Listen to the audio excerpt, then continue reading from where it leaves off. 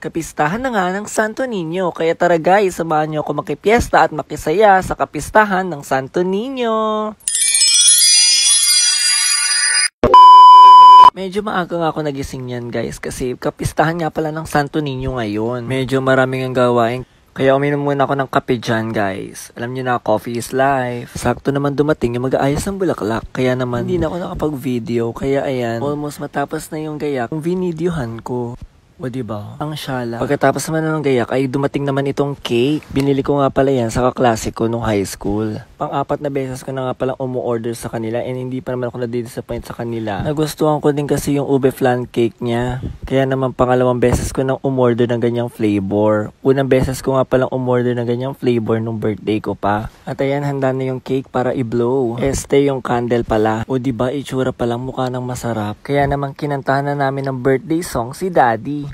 At ayan na nga, binlow na niya yung candle niya. Syala. Pagkatapos nga nun ay nagbalot naman ako ng mga tinapay at saka tubig. Ibibigay ko nga pala yan sa mga maglalakad mamaya sa prosesyon. Syempre, alam niyo na, bawal magutom at mauhaw sa prosesyon. Kaya ayan, tinan nyo guys, kinakarir ko talagang pagbabalot. Fast forward. Pagkatapos ko nga pala magbalot ng mga tinapay, minake up pa naman itong alaga ko. Sumali kasi siya sa ninyo at ninya ng parokya. At ngayon magkakaalaman kung sino ang nanalo sa signature for a cause. O diba, feel na feel. At nung naayusan, ito na siya.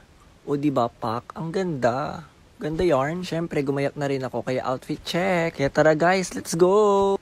Ready na nga pala yung float niya guys, kaya ayan, nilalabas na siya. O diba, ang syala. Ayan na nga guys, nung natapos na yung gayak. Ibinida naman ng mga bata ang mga costume nilang Santo Niño. Pagkatapos ng misa ay inawardan na nga sila. At ayan, nagtapos siya ng 3rd place. Ayan, picture. Pagkatapos ng awarding ay prosesyon na. Kitang-kita sa mukha nila ang excitement. Paano ba naman, first time lang nila may experience yan? Siyempre, excited din kami mga maglalakad. O diba ang syala? Viva Santo Niño! Habang naglalakad kami, naghagis naman ng mga candy itong mga batang ninyo at ninya. Ang saya-saya ng mga tao. Diwang ang kapistahan ng Santo Niño. Pakiramdam ko tuloy umattend ako ng Sinulog Festival sa Cebu. Siyempre, hindi kumpleto ang kapistahan kung walang mga Santo Niño. Ang ganda ng gayak. Tinamahan pa ng mga magagandang tugtugin. At mga nagkyukyutang ninyo at ninya. O diba ang effort? At ayan, kumayway pa sa akin. Hello! May pumarada na kabisikleta. Tricycle na kulong-kulong ko tawagin. Siyempre, ang nauusong e-bike. O diba? At yung mga nanalo ay nakasakay naman sa pick-up. At sinundan ng mga poong Santo Niño. Nakisaya rin ng mga taong naghihintay sa labas ng kanilang mga bahay para masilayan ng mga ninyo at ninya at mag-alay ng dasal sa poong Santo Niño. Talaga naman ang kukulit ng mga ninyo at ninya na yan. At pag uwi ko sa bahay, Diyos ko, plakdahan na agad sa sobrang pagod. And that's it for today's mini vlog.